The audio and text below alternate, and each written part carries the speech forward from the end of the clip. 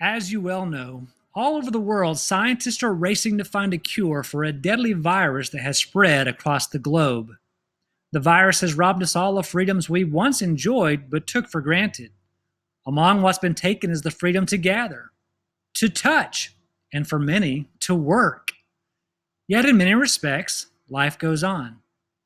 As I speak, this week is the celebration of Passover, observed by Jews and Christians all over the world, albeit for different but very connected reasons.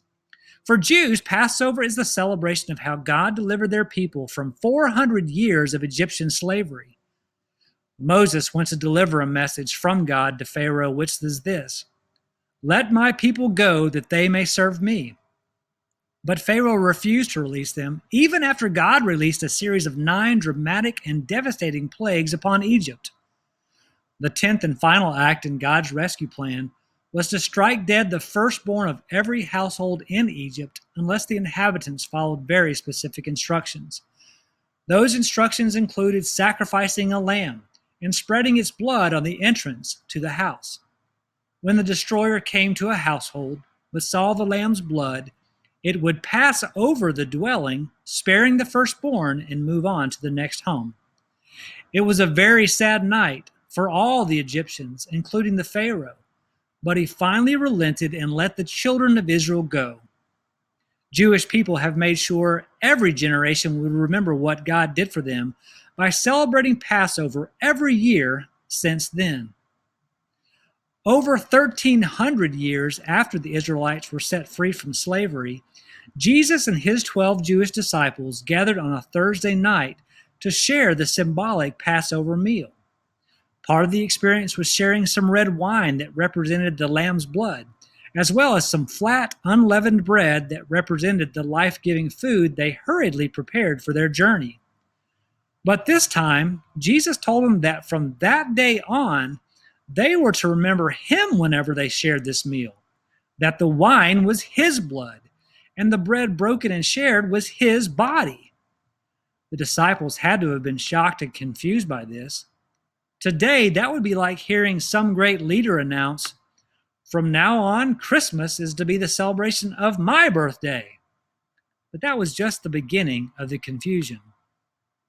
Later that night, Jesus would be betrayed by one of his own disciples and arrested on charges of blasphemy for claiming to be God. The next day, Jesus was tried, convicted, brutally flogged, put to death on a cross like a common criminal, and laid in a tomb, all in one day. If death had been the end of Jesus' story, his disciples would have dispersed and gone back to their old jobs, disappointed, disillusioned, and even embarrassed for believing the claims of Jesus. They would have seldom mentioned him again, and his memory and ministry would have died with them. But Jesus' story did not end there. On the following Sunday morning, Jesus' heart began to beat again. Breath returned to his lungs. He opened his eyes. He sat up and then stood up in the tomb, and then he walked out alive again. Over the next 40 days, before ascending to heaven, Jesus went back to revealing the love, forgiveness, mercy, grace, and plan of God. He explained to his disciples why he had to die. Just as their Jewish ancestors were saved from death and delivered from slavery by coming under the blood of the sacrificed lamb, God's judgment and condemnation for sin would pass over all who would trust Jesus to be their required sacrifice. Coming under his shed blood by faith saves all who believe from spiritual death, the penalty of sin, and delivers them from slavery to the kingdom of darkness. We know that for many among us, this pandemic virus may bring about the end of our time in this world. However, there is a promise to all of us who have looked or will look to Jesus and his shed blood to save us, and believe in our hearts that God did in fact raise him from the dead.